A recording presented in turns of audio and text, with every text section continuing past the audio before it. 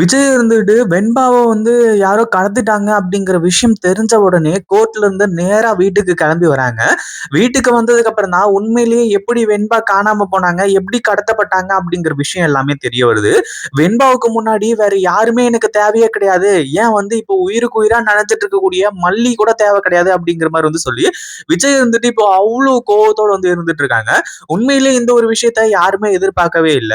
அதாவது வெண்பாவ காணோம் அப்படிங்கிறதுக்காக விஜய் மல்லி மேல கோவமா இருக்காங்களா அப்படின்னு கேட்டா அது சந்தேகமான ஒரு விஷயம் தான். ஏன்னா வெண்பா இப்போ காணாம போனதுக்கான முக்கியமான காரணம் என்ன? விஜய் அவ்வளவு தூரம் சொல்லியுமே கேட்காம மல்லி அந்த 100 மீட்டர்ஸ்க்கு கூட்டிட்டு போனதுதான். ஏன்னா இந்த தீபிகா மேடம் என்ன வேணாலும் பண்றதுக்கு வாய்ப்பு இருக்கு. கண்டிப்பா வெண்பாவோட விஷயத்துல நான் ரிஸ்க் எடுக்க விரும்பல அப்படிங்கிற மாதிரி சொல்லியிருந்தாரு. இப்போ அங்க மல்லிய மன்னிக்க போறதே கிடையாது அப்படிங்கிற மாதிரி சொல்லி நம்ம விஜய் பயங்கர கோவத்தோட சொன்னாரு.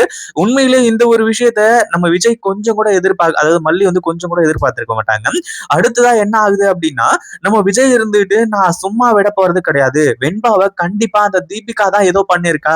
நான் ஏற்கனவே அவ மேல கொலை காண்ட்ல இருந்துட்டு இருந்தேன். ஏதோ அவ போட்டுட்டு இருந்த அந்த காக்கி சட்டைக்கு தான் நான் மரியாதை கொடுத்துட்டு இருந்தேன். இதுக்கு மேல அந்த மரியாதையை நான் கொடுக்க மாட்டேன்.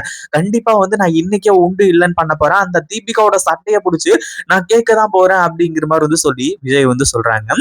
ஆனா அதே சமயத்துல இப்போ விஜய் நம்ம தீபனுக்கு போன் பண்ணி தீபன் கிட்ட விசாரிக்கிறாங்க. இந்த மாதிரி தீபிகா எங்க இருக்காங்க அப்படிங்கிற மாதிரி சொல்லி தீபிகா வீட்டுல தான் இருக்காங்க அப்படிங்கிற மாதிரி சொன்ன உடனே நம்ம விஜய் வேக வேகமா கிளம்பி போறாங்க. அங்க போயிட்டு தீபன் கண்ணு முன்னாடியே தீபிகா கிட்ட கேக்குறாங்க. இந்த மாதிரி என் பொண்ணு எங்க, ஒழுங்கு மரியாதையா உண்மையா சொல்லிடு, நீதான் என் பொண்ணை ஏதோ பண்ணிருக்க அப்படிங்கிற மாதிரி சொல்லி விஜய் பயங்கர கோவத்தோட கேட்க, கடைசியில தீபிகா ஏ விஜய் என்ன பேசிக்கிட்டு இருக்க, நான் உன் பொண்ணை கடத்தவும் இல்ல ஒன்னும் இல்ல, நீ என்ன தப்பு தப்பா பேசிக்கிட்டு இருக்க அப்படிங்கிற மாதிரி சொல்லும்போது கடைசியில நம்ம தீபனும் விஜய் நீங்க தப்பா நினைச்சுக்கிட்டு இருக்கீங்க, மத்த விஷயத்துல ஆனா கூட தீபிகா கராரா இருப்பா. ஆனா அதாவது தீபிகாவுக்கும் தெரியும் ஐஷுவோட கிளாஸ்மேட் ஐஷு மாதிரி தான் வெண்பாவும் அப்படின்னு சொல்லிட்டு சொல்லி அதாவது தீபிகா ரொம்ப ஃபீல் பண்ணா. அதுவும் இல்லாம வெண்பாவை கண்டுபிடிக்கிறதுக்கு தீபிகாவும் உதவி பண்ணா. அதனால இந்த ஒரு விஷயத்துல தீபிகாவை சந்தேகப்படுறது நியாயமே கிடையாது அப்படிங்கிற மாதிரி சொல்லும்போது, தீபன் நீங்க ரொம்ப வெள்ளந்தியா இருந்துட்டு இருக்கீங்க. தீபிகா எவ்வளவு பெரிய தப்பு எல்லாம் பண்ணிட்டு அவங்க தப்பிச்சுக்கிட்டு இருக்காங்க அப்படிங்கிறது உங்களுக்கே நல்லாவே தெரியும். அதே மாதிரி வெண்பாவோட விஷயத்துல வெண்பாவை கடத்தினது ஏன் இவங்களா இருக்கக்கூடாது?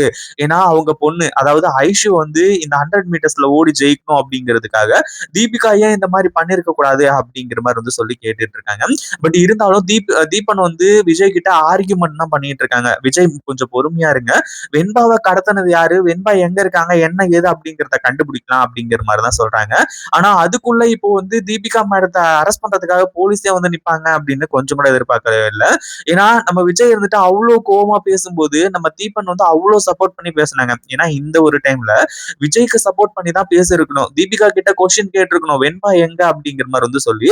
ஆனா நம்ம தீபன் கொஞ்சம் பொறுமையா இருந்ததுக்கு காரணம் தீபிகா முன்னாடியே நடிச்ச ஒரு விஷயம் தான்.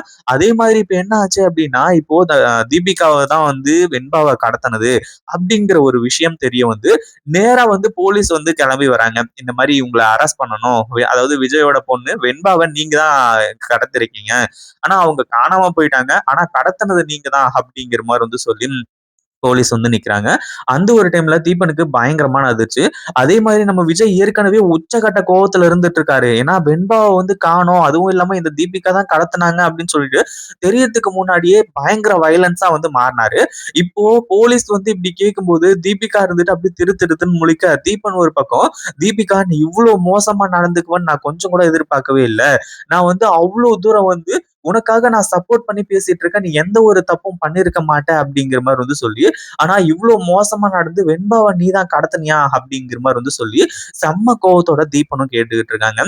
இப்படி எல்லாம் கேட்டா என் பொண்ணு கிடைக்க மாட்டா, நீ தான் கடத்திருக்கன்னு நல்லாவே தெரிஞ்சு போச்சு, என் பொண்ணை இப்ப எங்க வச்சிருக்க அப்படிங்கிற மாதிரி சொல்லி வந்திருக்கக்கூடிய அந்த போலீஸ் கிட்ட துப்பாக்கியை பிடுங்கி இந்த தீபிகாவோட நெத்தியில வைக்க ஆரம்பிச்சாங்க. உண்மையா சொல்லிடு தீபிகா, இதுக்கு மேல உனக்கு போலீஸ்னும் மரியாதை கொடுக்க போறது கிடையாது, எப்படியும் மரியாதை கொடுக்க போறது கிடையாது, உன்னோட மரியாதையை நீ இழந்துட்ட, இதுக்கப்புறம் என் பொண்ணு தான் எனக்கு முக்கியம், என் பொண்ணு மட்டும் இப்போ எனக்கு உயிரோட வரல அப்படின்னா நான் எத்தனை பேரை சுட்டு தள்ளுவேன்னு எனக்கே தெரியாது அப்படின்னு சொல்லிட்டு சொல்லி ஒரு வெறி பிடிச்ச மாதிரி விஜய் நின்றுட்டு இருக்காங்க. விஜய் பேசுறதுலயே இந்த தீபிகாவுக்கு நல்லாவே தெரிஞ்சிருக்கும். உண்மையிலேயே இப்போ நம்ம எவ்ளோ பெரிய கிரிட்டிக்கலான ஒரு சிச்சுவேஷன்ல இருக்கோம். நம்ம எதுக்காகடா இவ்ளோ பெரிய தப்பு பண்ணோம் அப்படிங்கிற மாரி வந்து சொல்லி, தீபிகா இருந்துட்டு ரியலைஸ் பண்ணக்கூடிய ஒரு சிச்சுவேஷனுக்கு வந்துட்டாங்க.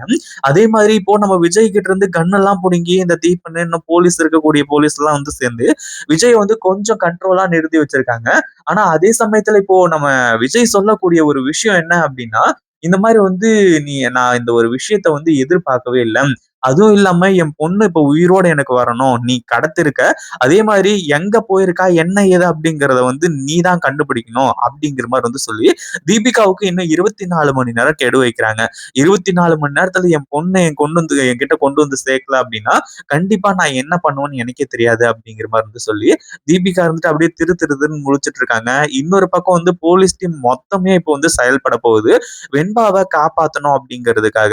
ஏன்னா இது சாதாரண ஒரு விஷயமா இல்ல. அதுவும் இல்லாம இப்போ இந்த தீபன்லாம் கன்வின்ஸ் பண்ணி வச்சிருக்காங்க. ஏன்னா இந்த தீபிகாவை இப்போ வந்து ஜெயிலுக்கு அரெஸ்ட் பண்ணி கூட்டிட்டு போயிட்டாங்க. வெண்பாவ கடத்துனது இவங்க தான் அப்படின்னு சொல்லிட்டு வெளிய மீடியாவுக்கு தெரிஞ்சது அப்படின்னா, கண்டிப்பா சும்மா இருக்க மாட்டாங்க. எந்த எல்லைக்கும் போறதுக்கு தயாரா இருப்பாங்க. அந்த மாரி ஒரு சிச்சுவேஷன்ல இருந்துட்டு இருக்காங்க. இப்போதைக்கு தீபிகாவுக்கு இந்த ஒரு விஷயம் தான் வந்து வேலைக்கு ஆகணும். அதாவது இப்போ வந்து வெண்பாவ வந்து காப்பாத்தணும். அந்த ஒரு விஷயத்துல இப்போ தீபிகா வந்து ஃபோக்கஸ் பண்ண போறாங்க. கண்டிப்பா இது ஒரு மிகப்பெரிய விஷயமா மாறுறதுக்கான வாய்ப்பும் அதிகமாவே இருக்கு.